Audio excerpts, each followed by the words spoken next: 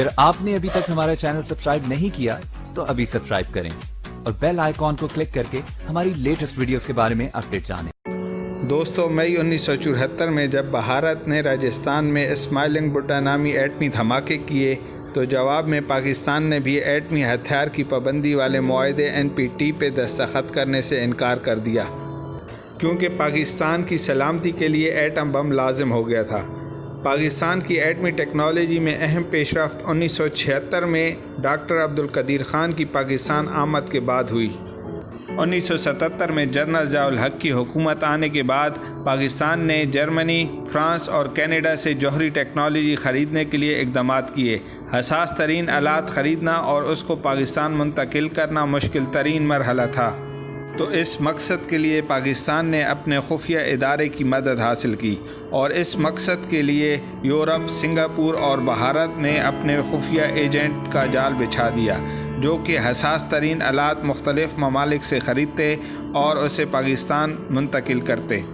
اور جب امریکہ کو اس بات کا علم ہوا کہ پاکستان ایٹم بم بنانے کے راستے گامزن ہے، تو امریکہ نے جرمنی، فرانس، کینیڈا پہ پابندیاں لگا دیں کہ وہ پاکستان کو کوئی بھی ایسی ٹیکنالوجی فروخت نہیں کریں گے جو ان کے ایٹمی پروگرام میں پیش رفت کرے۔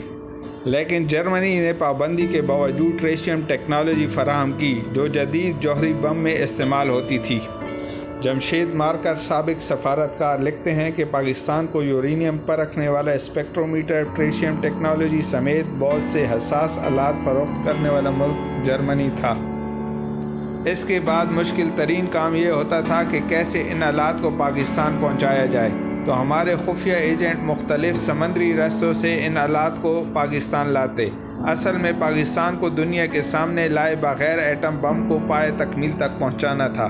ایک چھوٹی سی غلطی بھی سارے مشن کو ختم کر سکتی تھی۔ اس سارے پروسیس میں پاکستان حکام کے لیے سب سے بڑا مسئلہ ایلومینیم بھرت کے پائپوں کو خرید کر پاکستان لانا تھا، کیونکہ امریکہ نے ایلومینیم بھرت پائپ پہ پابندی لگا رکھی تھی۔ دوسرا بڑا مسئلہ یہ تھا کہ ایلومینیم بھرت کے پائپ خرید کر سنگاپور کے راستے پاکستان لائے جانے تھے۔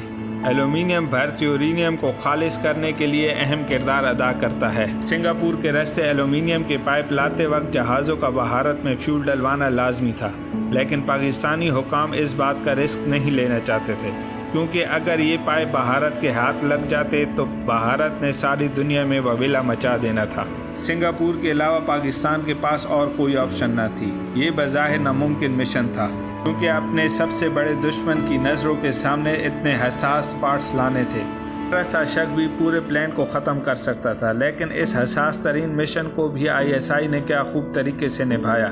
ISI کے خفیہ ایجنٹس کو بھارت اور سنگاپور کے ایئرپورٹس پر تعینات کیا، اور پھر نہایت کامیابی کے ساتھ نیوکلیر سامان سے بھرے جہاز سنگاپور سے بھارت اتارے گئے۔ کئی گھنٹے اسٹے کے بعد تیل ڈلوایا اور پاکستان آئے۔ بھارت، جو پاکستان کے سب سے بڑا دشمن تھا اور ہے، اس سارے پروسیس سے بے خبر رہا۔ یہ ایک ناممکن مشن تھا، لیکن پاکستان کی خفیہ ایجنسی نے مہارت کے ساتھ ناممکن مشن کو ممکن کر دکھایا۔ جیسا کہ آپ کو پتہ ہے، ISI پاکستان کی دفاع کی آخری لکیر ہے۔ پاکستان کی سلامتی کی خاطر کسی بھی حد تک جا سکتے ہیں۔ لوگ سوچتے ہیں کہ ISI ایجنٹ بڑی ٹھاٹھ سے رہتے ہیں۔ ذرا سوچئے، فرض کی ادائیگی کے جرم میں کسی کی انگلیاں کاٹ دی جاتی ہیں، کسی کو بجلی کے جھٹکے دیے جاتے ہیں، پیروں کے تلوے جلائے جاتے ہیں۔ زمین کے ہزاروں بیٹے اس اذیت سے گزر کر شہید ہو چکے ہیں، صرف اور صرف پاکستان کی سلامتی کی خاطر۔ دوستو، جب کبھی کسی ISI ایجنٹ کو دوسرے ملک بھیجا جاتا ہے تو اسے اس کا سینئر آفیسر سائنائڈ کے کیپسول دیتا ہے کہ اگر کسی ملک میں اس طرح پھنس جاؤ کہ تمہیں لگے کہ ابھی بچ نکلنے کا کوئی راستہ نہیں ہے تو یہ کھا لینا، کیونکہ جو اذیت بعد میں انہوں نے دینی ہے، اس سے اچھا ہے کہ موت کو گلے لگا لو، کیونکہ وہ اذیت دینے کے بعد بھی مار دیں گے۔ باقی فورسز میں شہید ہونے والے کو خاص پروٹوکول دیا جاتا ہے، لیکن یہ واحد لوگ ہیں جو گمنامی کی زندگی جی کر گمنامی میں ہی انتقال کر جاتے ہیں۔ ان لوگوں کا جذبہ کیا ہوگا کہ کوئی لاشیں لینے بھی نہیں جاتا اور بغیر شور شرابے کے دفنا دیے جاتے ہیں۔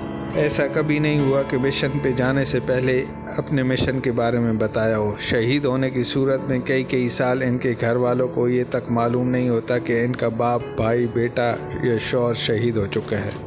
یہ سب صرف اپنے ملک اور اپنے ملک کے لوگوں کے لیے اتنی اذیتیں، گمنامی کی زندگی اور کبھی گمنامی کی موت بھی قبول کر لیتے ہیں، جیسے ہم ان سے بنا ملے ان سے محبت کرتے ہیں، کیونکہ انہی کی وجہ سے پاکستان آج تک قائم دائم ہے۔ پاکستان زندہ باد۔ دوستو اپنا خیال رکھیں۔ اللہ حافظ۔